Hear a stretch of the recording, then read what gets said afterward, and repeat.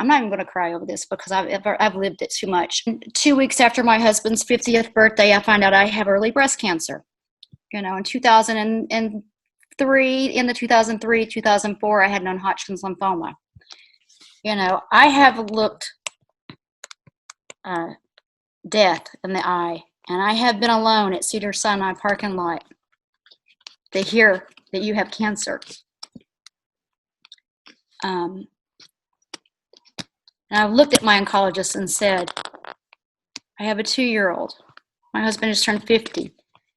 And for him to roll his chair in front of me sitting on that table and say, now you have something to live for. He was right, and I did, and I fight. And I will tell you, this older man, when I was going through all my chemo and my treatments for non-Hodgkin's lymphoma, I sat hooked up my Mediport. I was alone, sitting there, hooked up to that machine. And this guy turned to me. He was 82 years old. And he said to me, I know that I'm not going to make it out of here. I'm just doing this to buy some extra time to see my grandkids, just so hopefully they'll remember me. But you have to saddle up and warrior on. That has been my motto. Saddle up and warrior on. You be a warrior. I'm not a cancer survivor. I'm a cancer warrior. Because it could come back. My faith in God is greater than the fear of the unknown. And I say this to you with all that I have. My husband is too weak to ever go through what I've went through.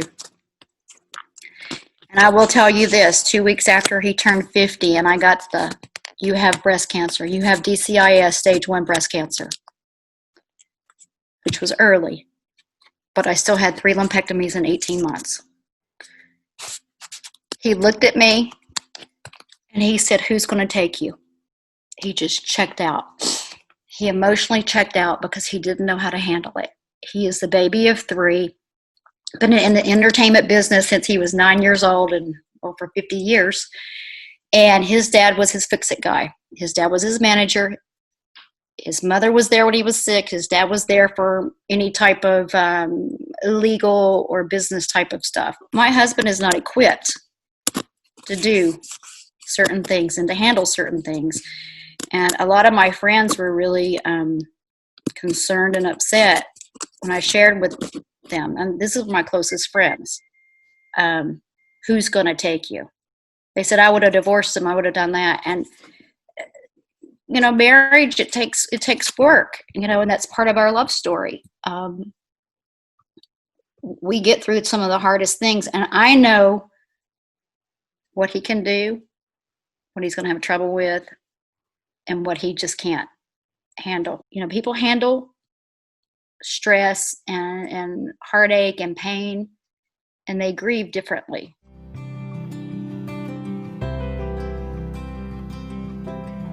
It did not affect me that he said, who's going to take you? Because I said, well, Megan's going to take me. You've met Megan. Megan's my best friend. She's the vice president of the foundation, and she took me. And Scott's sister picked me up.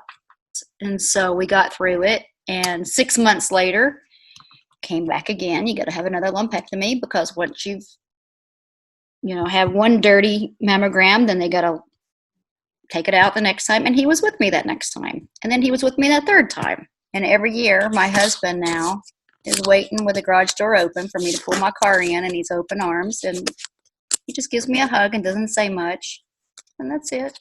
He's there for me. So that's how we do it. 2 days ago, I found a big, huge lump in my right breast again. And if it's metastasized and came back, what are they going to do? Cut it off again? Gotta fight. This time it may be different if I have to fight this If I got to slay the beast again, as I say, I got to slay the beast because this time she's really knowledgeable. The radiation that I got to my upper body for non-Hodgkin's lymphoma, I've had 3 different oncologists tell me that that's probably why I got the early breast cancer, was because of the secondary cancer because of the exposure to radiation. And that's why I can't get the gamma knife to zap out these tumors in my brain, because I've already had radiation to my upper body. And there's an 80% chance that I would get a type of cancer. You know, I mean, I was getting ready to pass my 10-year mark this year for breast cancer, 10 years. And I'm in full, I quote unquote, full remission, but you're not supposed to say it, for my blood cancer, because that's been since 03, 04. So every time I cross one hurdle, someone else kicks me in the rear end and I have to get back up again. But you know what? Listen, I don't feel sorry for myself. I know that I look at these children with special needs and I look at their parents. Their parents have the strength of biblical characters. I mean, I look at like Hannah and Ruth in the Bible and the stuff that they went through. And I look at Anita, the mother of our very first angel that we sponsored. You know, her daughter's going to be 19 this year. And, you know, she can't communicate, talks with her eyes, and she can't even move her neck on her own. Her mother has to be there for her every move. And I mean, literally.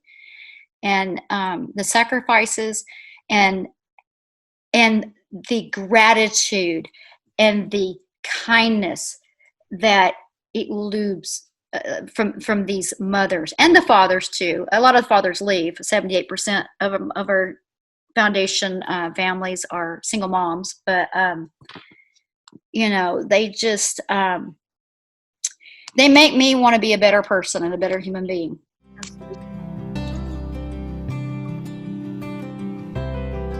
I don't need or ask or wish for any pity. I do take prayer because I have a lot of prayer warriors, and I'm a very spiritual and very much a Christian. Our daughter accepted Christ as her Savior when she was 8 years old. She's been baptized coming up on 3 years, and she's reached that age of accountability to know a sin's a sin, you know, and to do better. But this is my journey. This is my story, and you know, the good outweighs the bad, and no matter how down I get or how discouraged I may feel, usually not in front of people, but in my alone time. You know, one of the times whenever I look at myself in the mirror, when no one's around, I know that I could have been pushing a wheelchair instead of that baby stroller. I know that for my one struggle, someone else may be struggling 50 times greater than me.